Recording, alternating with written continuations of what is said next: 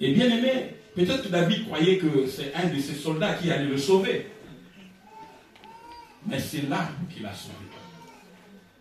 Pour montrer que l'Éternel est le chef des arbres. Même les arbres sont ses soldats bien-aimés. Alléluia. Il a utilisé un arbre pour sauver David. Pour honorer David. Parce que David était en train de continuer à adorer l'Éternel. Alléluia. Il a donné l'ordre à un arbre d'intervenir dans le combat. Bien-aimé, c'est ce que je voudrais aujourd'hui te dire. Dans ton combat, un arbre va intervenir. Alléluia. L'arbre, c'est quelqu'un qui ne te connaît pas.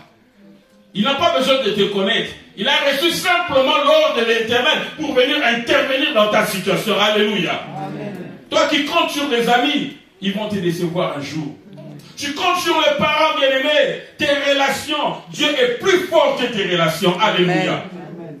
Même si tu es au pays, tu as une situation, tu dis, oh, je vais appeler le chef d'état-major, je vais appeler ceci, bien-aimé. C'est lui qui a Dieu, a plus de soutien que toi qui cherches ton appui sur les hommes. Alléluia. Amen. Bien-aimé, le térébinthe, c'est un arbre, c'est un bois. C'est la préfiguration de l'œuvre de la croix. Alléluia. Amen. C'est Jésus. Alléluia. Amen. J'ai dit le térébinthe, c'est la préfiguration de l'œuvre de la croix. Car Jésus-Christ était mort sur la croix. C'est pourquoi, bien-aimé, lorsque tu adores, sache que tu es en train de bénéficier de l'œuvre de la croix. Alléluia. Amen. Quand tu adores, bien-aimé, tu es en train de bénéficier de Golgotha. Alléluia. Amen. Lorsque le problème survient dans ta vie, bien-aimé, tout ce que moi je veux te demander, ne permets pas au diable ou au problème de fermer ta bouche. Car l'erreur qu'avait commis Absalom, il aurait dû fermer la bouche de David, mais il n'a pas fermé la bouche.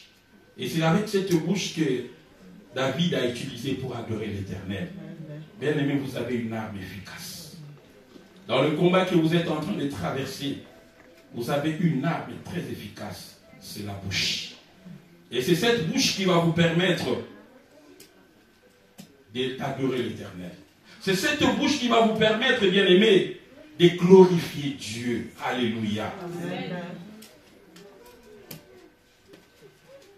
Bien-aimé, lorsque l'ennemi te chasse, bien-aimé, te pourchasse, lorsque les choses ne marchent plus, bien-aimé, bien-aimé, utilise ta bouche.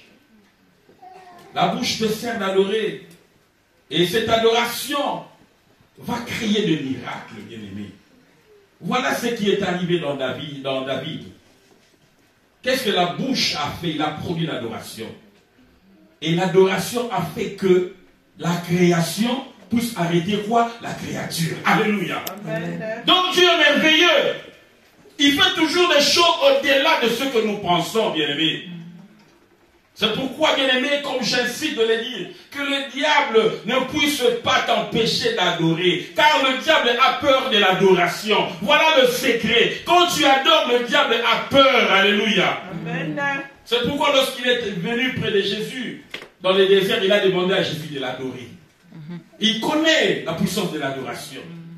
Mais Jésus-Christ a dit, tu n'adoreras pas, à part l'Éternel. Donc un enfant de Dieu ne permet pas qu'on te vole l'adoration. C'est pourquoi lorsque nous venons à l'église, nous sommes en train d'adorer. Bien, il faut adorer le Seigneur. Il faut vraiment adorer le Seigneur. Ne restez pas assis. Non, bien aimé, le diable a peur de l'adoration. On dit que Dieu siège au milieu de louanges et de l'adoration, bien aimé. Vous avez vu avec David comment Dieu a intervenu. Ce n'est pas un soldat qui a intervenu, mais c'est un arbre qui a pris la place. Donc s'il y a une chose, bien aimé, que tu ne peux jamais perdre dans tes faiblesses, même si tu es faible, même si les choses, bien aimé, c'est la bouche que tu dois avoir pour adorer le Seigneur. Même si tu n'as pas mangé, bien aimé, tu peux toujours adorer Dieu. Et ainsi, en adorant le Seigneur, quand tu adores le Seigneur, Dieu va te mettre sur ses épaules. Et lorsqu'on est sur les épaules du Seigneur, bien aimé, même les montagnes deviennent des collines. Hein? Parce que tu te mets sur les épaules de Dieu Tout-Puissant. Il te met sur ses épaules. Tu regardes ta situation. Tu trouves que tout devient petit. Simplement parce que tu étais dans l'adoration, bien aimé. Bien aimé, notre Dieu est incomparable. Le Dieu que nous prions, c'est un Dieu qui est puissant. Il est multisystème, bien-aimé. Il fait des choses au-delà de ce que nous pensons, bien-aimé. C'est pourquoi, bien-aimé, tu dois continuer à adorer ces dieux. Car l'adoration, ton adoration, ne dépend pas de ta situation que tu traverses. Mais l'adoration dépend de ta communion avec l'Éternel. Tu n'adores pas Dieu parce que tu as un problème ou tu n'as pas de problème. Tu adores Dieu parce que tu aimes ce Dieu, parce que tu es en communion avec l'Éternel. Continue à l'adorer à tout moment, en toutes circonstances. On a vu qu'Élie, pour que le feu descende, il a fallu de l'eau. C'est-à-dire que pour que la pluie revienne, il a fallu qu'il descende d'abord du feu. C'est pour dire que le feu, il est très puissant. Mais, même si le feu est puissant, bien aimé, mais l'eau éteint le feu. Le feu ne résiste pas devant l'eau. Mais l'eau aussi peut être puissante, bien aimé. Mais le soleil arrive à évaporer l'eau. Et l'eau disparaît avec la puissance du soleil. Mais le soleil peut évaporer de l'eau, peut exercer sa pression, sa puissance, bien aimé. Mais lorsque les nuages arrivent, ils peuvent barrer la route au soleil. Et nous voyons que l'obscurité. Les nuages se disent que oui, nous sommes forts. Pour dire que Dieu est au-dessus de toutes choses. Il n'y a aucune chose qui peut être au-dessus de tout. Bien aimé. Les nuages, il y a le vent qui vient, paf, il dissipe les nuages.